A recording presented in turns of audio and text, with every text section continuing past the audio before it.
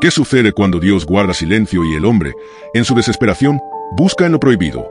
En las páginas sombrías de la historia de Israel, hay un episodio que resalta por su misterio y advertencia espiritual: la consulta del rey Saúl a la bruja de Endor.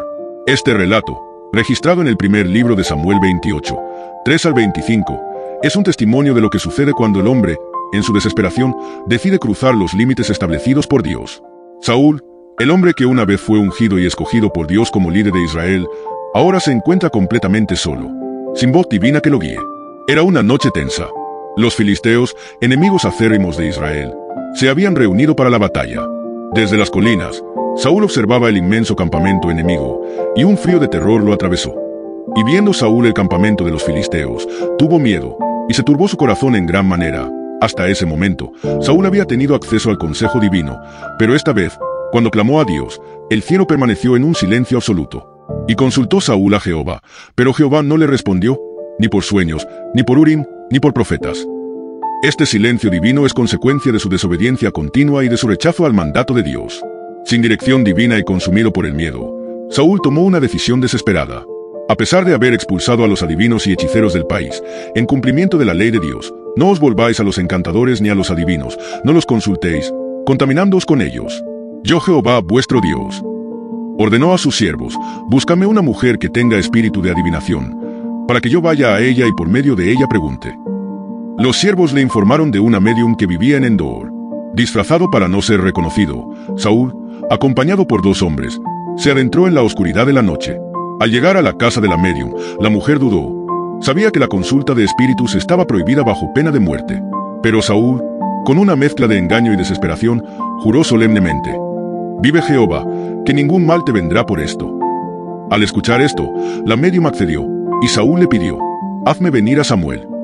Lo que sucedió a continuación es una de las escenas más enigmáticas de la Biblia. Dios permitió que el verdadero Samuel, no un espíritu engañador, apareciera ante Saúl. Cuando la mujer vio al profeta, gritó con terror y, comprendiendo que el hombre delante de ella era el rey, exclamó: ¿por qué me has engañado? Pues tú eres Saúl. Samuel, con su manto de profeta, emergió con una solemnidad que heló a todos los presentes. Saúl, al verlo, se postró en el suelo con reverencia y miedo. Entonces, Samuel pronunció palabras de juicio: ¿por qué me has inquietado, haciéndome venir?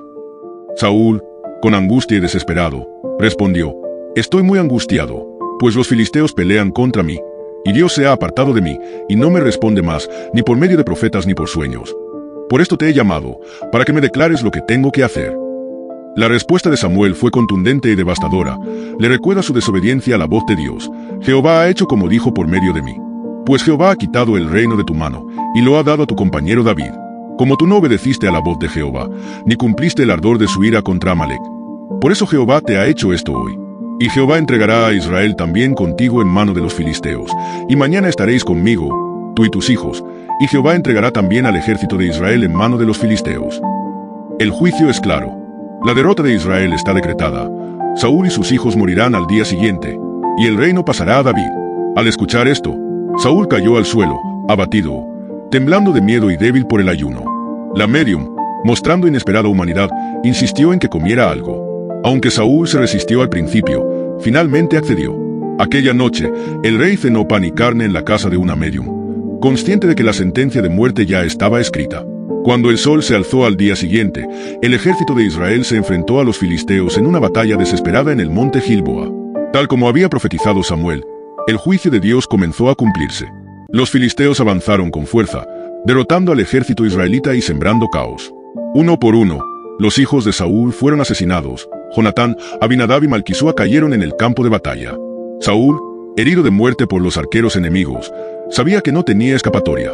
Para evitar ser capturado y humillado por los filisteos, le pidió a su escudero: saca tu espada, y traspásame con ella, para que no vengan estos incircuncisos, y me traspasen, y hagan escarnio de mí. Pero el joven, lleno de temor, no quiso hacerlo. Desesperado y viendo que todo estaba perdido, Saúl tomó su propia espada y se lanzó sobre ella, poniendo fin a su vida.